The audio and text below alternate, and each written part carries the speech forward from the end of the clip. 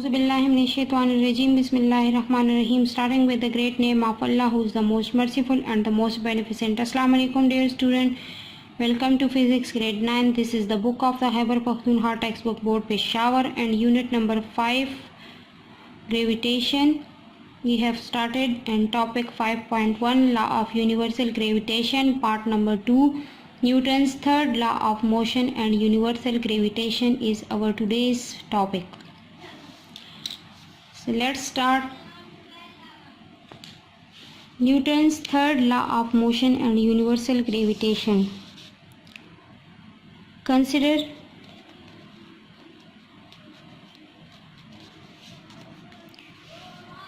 दो मासेस हैं हमारे पास, मास m1 and mass m2.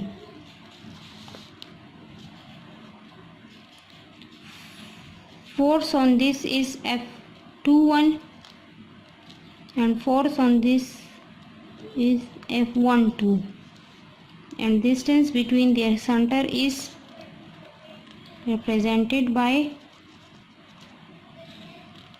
R. ठीक है.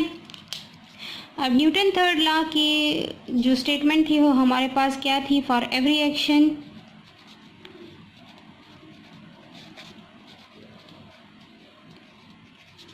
there is an equal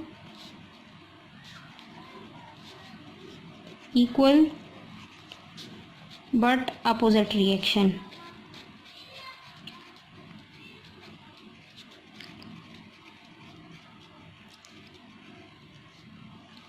ठीक है कि हर एक एक्शन का हमारे पास क्या होता है? एक रिएक्शन मस्ट मौजूद होता है. अब यहाँ पर हम क्या करते हैं कि हम ले लेते हैं कि consider two bodies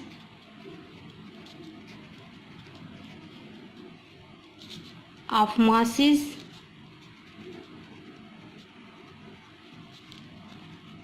m1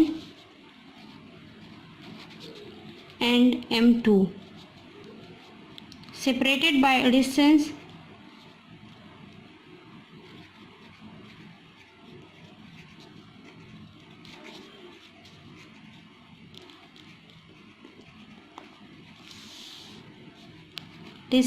r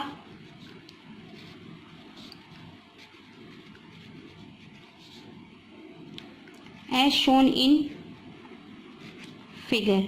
जैसे मैंने आपको बता दिया कि टू बॉडीज़ हैं हमारे पास, एक का मास m1 है हमारे पास, दूसरे का मास m2 है हमारे पास, और दोनों का जो सेंटर ऑफ सर्कल से जो डिस्टेंस है उनका वो हमने r से रिप्रेजेंट किया हुआ है. ठीक है. अब हमारे पास क्या हो गया कि the mass m1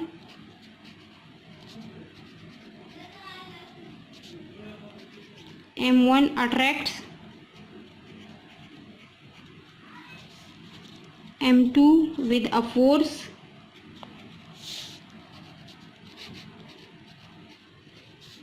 F12 while m2 attracts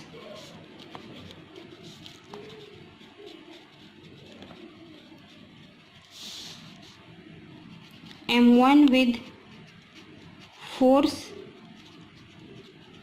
F21. अब हमारे पास ठीक है.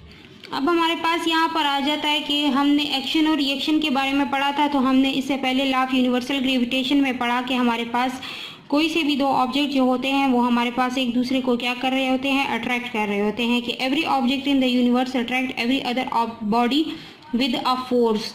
तो वहाँ पर हमारे पास ये फोर्स आ गई कि ये मास इस मास को अट्रैक्ट कर रहा है और मास 2 जो है मास m1 को अट्रैक्ट कर रहा है. दोनों पर फोर्सेस आ रही हैं, लेकिन एक हमारे पास इस डायरेक्शन में होगी और दूसरी हमारे पास इस डायरेक्शन में है. तो ये हमारे पास हो जाएगा कि F12 is equal to minus F21. कि हमारे पास जो है एक एक्शन होगा तो दूसरा रिएक्शन होगा, दोनों की डायरेक्शन हमारे पास क्या होगी? अपोजिट होगी. Equation 1 also represent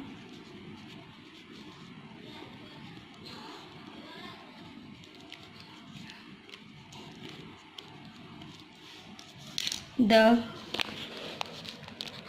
mathematical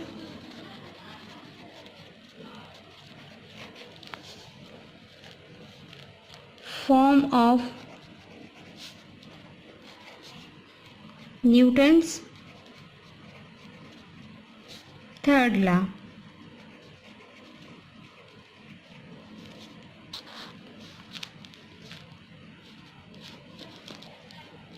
Of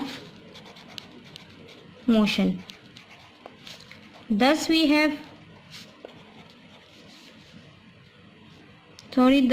can say that the gravitational force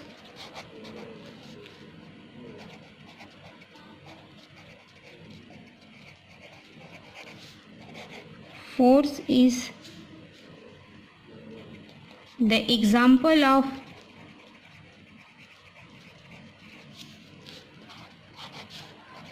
action and reaction forces.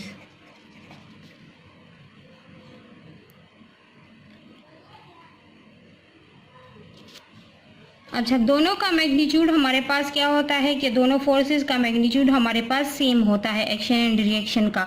अब हमारे पास क्या है कि अर्थ हमारे पास अट्रैक्ट्स मून,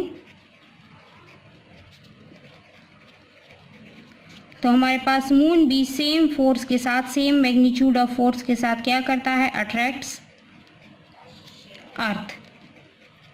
ठीक है, इसकी एग्जांपल आपको मैं इस तरह से समझा देती हूँ कि यहाँ पर हमारे पास ये आ जाता है, एक दरख्त है, ठीक है, यहाँ पर है एक एप्पल, वो क्या कर रहा है, वो नीचे की तरफ गिर रहा है। यहाँ पर हमारे पास क्या आ जाती है, अर्थ। अब ये एप्पल जो है वो अर्थ उसको अट्रैक्ट कर रही है और एप्पल जो है वो अर्थ को अट्रैक्ट कर रहा है with the same magnitude of the force. लेकिन हमें एप्पल की जो फोर्स ऑफ अट्रैक्शन है वो नज़र आ रही होती है कि ज़मीन उसको अपनी तरफ अट्रैक्ट कर रही है, लेकिन अब अर्थ को एप्पल जो अट्रैक्ट कर रहा है वो हमें नज़र नहीं आ रहा।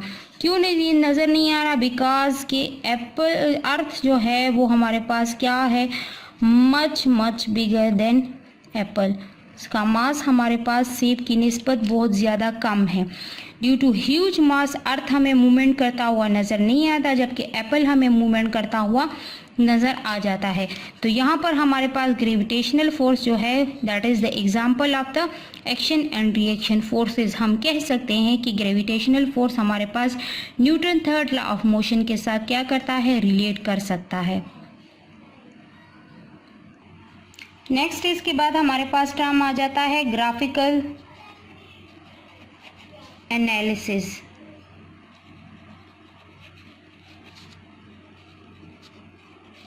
Of gravitational force.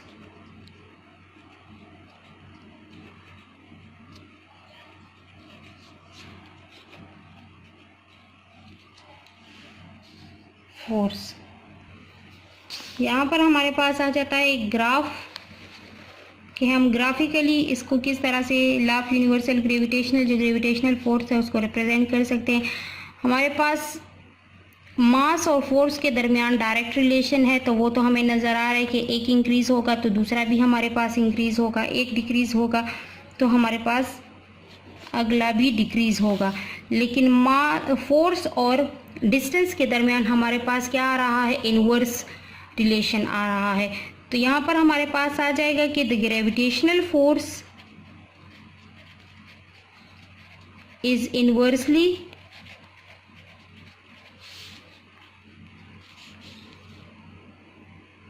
is an inverse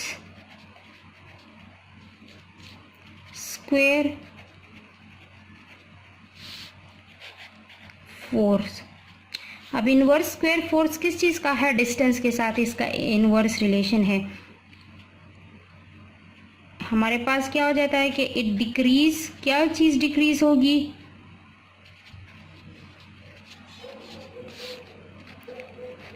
by factor of 4 when distance increases by factor of 2, कि अगर हम डिस्टेंस को बढ़ा रहे हैं, उसको ज़्यादा कर रहे हैं, उसको 2 टाइम्स कर रहे हैं, ठीक है, तो हमारे पास जो फोर्स है वो हमारे पास क्या हो जाएगी, वो हमारे पास 4 टाइम डिक्रीज़ हो जाएगी। ठीक है, हमारे पास आ जाएगा कि F is equal to 1/r² है ना, m1 m2 divided by r²। तो हमारे पास अगर हम इसको बढ़ा देते हैं, हम इसको 2r कर देते हैं ना, तो ये हमारे पास आ जाएगा कि F is equal to 1/4r²। ठीक है, तो हमारे पास अगर ये हम इसको 3 टाइम्स कर लेते हैं तो ये हमारे पास 9 टाइम डिक्रीज़ हो जाएगा। इसी तरह से हमारे पास जो ग्राफ आएगा यहाँ पर, वो हमारे पास क्या होगा, वो हमारे पास एक कर्व लाइन होगा, क्योंकि हमारे पास इसमें क्या आ रहा है, इसमें हमारे पास डिक्रीज आ रहा होता है। ठीक है, तो यहाँ पर हम बुक में देख लेते हैं कि बुक में हमारे पास क्या है। Newton third law of motion and universal gravitation, we can see that the force acting on mass m2 due to the mass m1 is F12. Also the force acting on the mass m1 due to the mass m2 is F21. Both the forces are equal but opposite in direction. Therefore, we can say that the forces acting on two bodies due to the gravitation force is the example of the action and reaction forces. F12 is equal to minus F12. For example, Earth pulls on the moon and the moon pulls on Earth with a force of equal magnitude. At Earth's surface, Earth pulls down on 1.0 kg mass with a force of magnitude 9.8 and the 1.0 kg mass pulls upward on the earth with a force of magnitude 9.8 Newton. The gravitational force is an inverse square force. अब ये graphical representation का term आ गया। It decreases by factor of 4 when the distance increases by the factor of 2. It decreases by the factor of 9 when the distance increases by the factor of 3, and so on. Graph 5.1 plot of magnitude of the gravitational force as a function of the distance. ये हमारे पास इसका graph आ गया है। यहाँ पर हमारे पास ये action and reaction का फिगर हो गया, F12 और F21 एंड F12। देखिए दोनों फोर्सेस हमारे पास अपोजिटली रिएक्ट कर रहे हैं। यहाँ पर हमारे पास ये जो केमिस्ट का साइंटिस्ट था जिसने जी की वैल्यू फाइंड की थी, तो उसने एक ट्राइसन बैलेंस बनाया था। Cavendish use an operators like this to measure the gravitational attraction between the two suspended sphere mass m and the two on the stand m by observing the amount of the torsion twisting creating in the fiber. Distance between the mass can be varied to check the dependence of the force on distance. Modern experiments of this type continue to explore gravity. यहाँ पर हमारे पास ये इस wire से इसको suspend किया हुआ है, दो मासेस लगाए हुए हैं, मास m एंड मास m2, और पाइवट से इसको कनेक्ट किया हुआ है, लाइट सोर्स और मिरर लगाया हुआ है, स्केल लगाया हुआ है। तो इससे हमारे पास इसके gravitational attraction between the two suspended sphere की वैल्यू को फाइंड किया है। Thank you so much and अल्लाह हाफिज़।